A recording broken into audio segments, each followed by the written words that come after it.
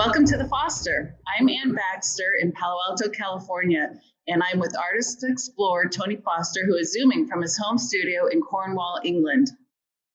Welcome, Tony. Hi, everybody. Thank you. Today, you'll find me in front of a series of artworks that Tony painted of Machapuchare in Nepal when he was there in 2014. The largest artwork is called Looking 70 Degrees East-Northeast to Machapuchare from a hill 400 feet above Tatapani.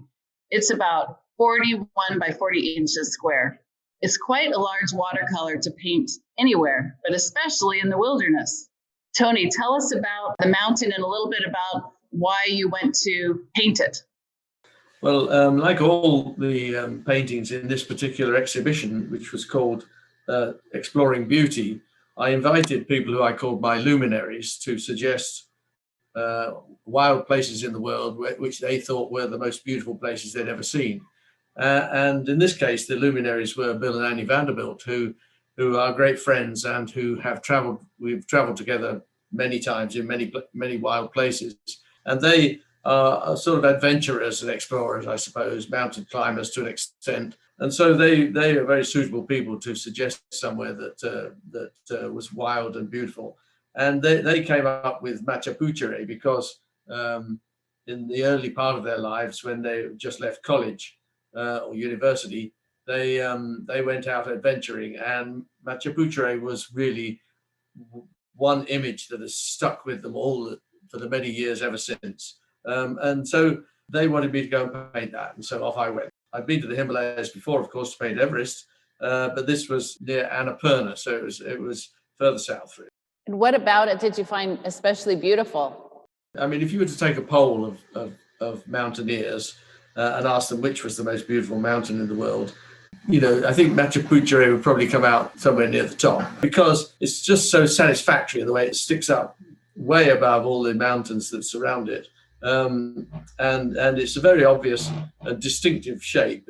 People call it the fishtail mountain because from certain aspects, the top looks like a fishtail from a fish that's just diving underwater.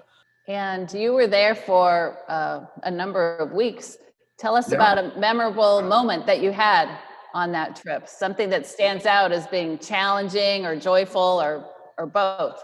Let's think. Well, I suppose memorable in that it was very hard going, I suppose, was when we were doing the third painting in that series of smaller paintings that you've got behind you up to Annapurna Base Camp. And the terrain was getting more and more rugged. And the closer you got to Machapuchare Base Camp, the more rugged it became. And the enormous altitude that you have to go down and up, down and up, down and up, down and up in order to get there. It was sort of frustrating in some ways because you were exhausted, but you didn't seem to be getting any closer.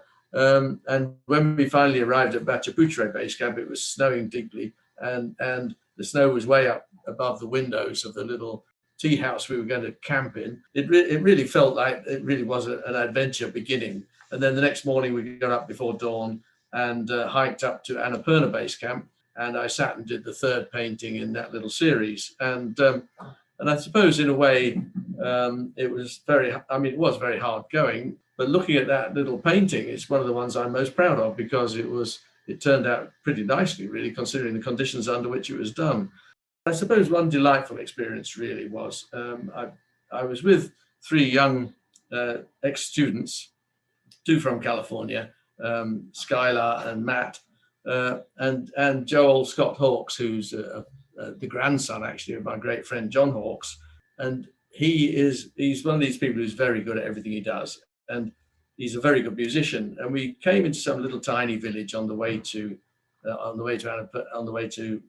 base camp, and probably no more than 6 houses, I suppose. And we sat outside a little tea house and we're drinking tea in the sunshine.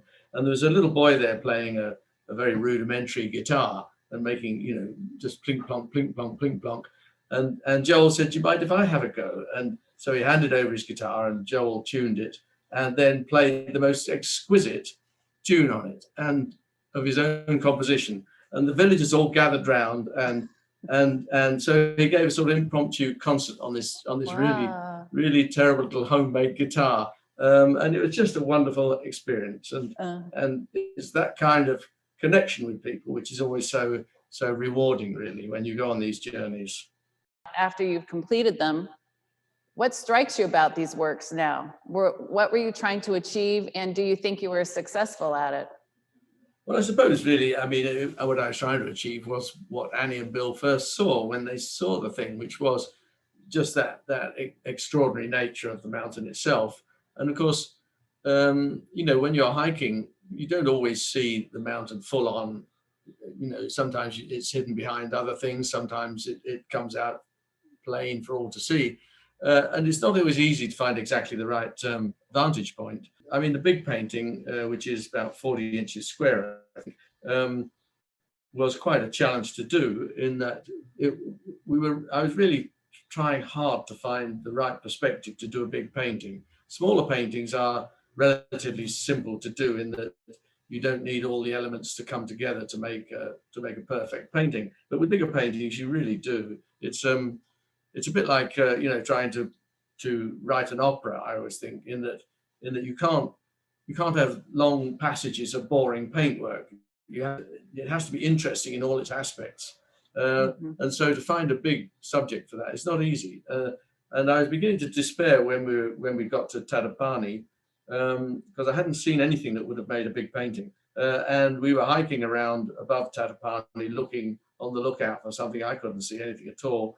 And dear old Ram, my cook and friend, he slipped off the path and sort of slipped down, 30, 40 feet, I suppose, down through the bushes, and landed but safely at the bottom, and sort of wandered about. And he said, "Tony, come down here. I think we found it." And that's one of the few examples, actually, in my life when I sort of skated down this muddy sort of cliff edge, and through the bushes and so on, and stood where Ram was standing, and went, "Ram, you've done it. That is exactly the right spot." And so just by chance, the fact that he fell off the cliff meant that we found exactly the right place. So we set up there, and Ram and Deepak went down to the tea house and came back with a chair for me to. Oh, nice. They thought I was going to do a big painting. I better be comfortable. So they went down and fetched a chair, and we cut branches and set them up so that we could set the drawing board up. And I worked there then, I think, for 3 or 4 days, and it was the ideal spot because it's got everything. It's got a path that kind of leads your eye into the painting, and it's got some vegetation in the foreground, and then this massive mountain with obviously a very sheer, austere thing as a contrast, and then the sort of middle ground is those lovely ridges with the mist rising from them, and it just made everything it needed, really. So it's not only that watercolor, but then there are the souvenirs that you add and the diary notes, your inscriptions. But tell us a little bit about the souvenirs that you selected for these artworks. The large piece you're describing has the colored pigments with their meaning. And it's got a Hindu. I can't quite see from my little reproduction here which Hindu god it is. Maybe it's Shiva, is it? I think it's Shiva because of the mountain. Because the mountain is dedicated to Shiva. That's right. And it's interesting. And apparently the valleys are sacred to the Buddhists, and the mountain is sacred to the Hindus, which is quite interesting, isn't it? And I think I understand that correctly. And so I thought that the souvenirs for this particular painting should reflect the Hindu sacredness of the mountain. And those little vials of color they're colored powder. They're what the Hindus use for their color ceremony, which takes place in the spring to welcome the spring. And they have trays full of these different colors, and they sprinkle that onto each other. And everybody emerges from this after a sort of riot of color, powder flying through the air. People emerge, completely colorful. It's extraordinary to see, and absolutely very beautiful, of course. And everybody has a huge, it's great fun for everybody. And so I met the man who sold colors and bought little samples of color from him, little tins of color, colored powder. And I asked him what the symbolism was of each color, because they're all symbolic of something. And he told me what they were. And so I wrote little labels to make sure that I got the symbolism for each color correct. So those really are symbolic of the Hindu color ceremony. And Shiva, of course, is who the mountain is dedicated to. So that was why I used those symbols on that, or those souvenirs on that painting. Interestingly, what I like about that little series of 3 paintings is the middle one. Of course, it's got nothing to do with Machapuchare. Really, it's simply on the way, between the first one and the third one. And that really is a demonstration of those deep valleys that we had to get going down into and back out of again, and down and back and down and back and up and down. Down there, it was almost, I wouldn't say it was subtropical, but on the other hand, there were monkeys, playing in the trees, and there were bird song, dippers, all sorts of lovely things to watch while I was painting. But there again, I fondly remember I was very close to a little tiny shop. And run by the most delightful, beautiful young woman. And when it started raining, she said, "Come sit in here, come and sit in here." So I sat in, because it's an open-fronted little shop. And so I sat in her shop painting my painting, and she then supplied me with little tiny boiled potatoes, and then I think I shared one of my crunchy bars with her, and it was a tiny little poverty-stricken place. And then lots of other people suddenly realized there was something going on, so people started to cluster around, and we all had tea, and it just turned into a sort of party, really. It was lovely. And then somebody got the rakshi out, and so they added that to the tea, and we suddenly all got very jolly. So it was just one of those lovely experiences. And when we went back through that way, I noticed that she didn't have an umbrella, and she didn't really have any money, I'm sure. And so I presented her with my umbrella, and she was absolutely thrilled to bits with this umbrella, because she couldn't have afforded such a thing. So it's just yet another nice experience, really, that you have when you travel. What would you say about this time in Annapurna when you think back on it? Has it had some lasting effect on you since you've been there, as far as your memories or how you live day to day now? I suppose I think that the greatest things I've done really have been the trips to Everest and the work I did there, and the trip to Annapurna. I suppose partly because they're the toughest, really, in many ways. I mean, all these journeys are tough in one way or another.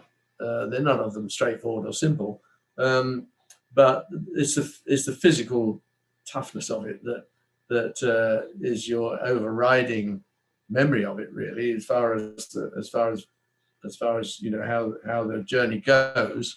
But the idea that you can make sort of major pieces of work under those conditions is something I've developed really over a long period, and I feel that that these are great examples of that, really. And so so these are important works for me, really. People always pause when they're here looking at the artworks. They spend a lot of time looking at these. I think they're caught by the whole wall. Mm-hmm. Yeah. I'm not surprised. I mean, also, of course, a lot of people have been to the Himalayas, and anybody who's been there, it's one of the greatest experiences of their lives. Right. And so, people are changed by it, I think. Mm-hmm. And people remember it with huge either horror or affection, depending on how they got on. Yeah.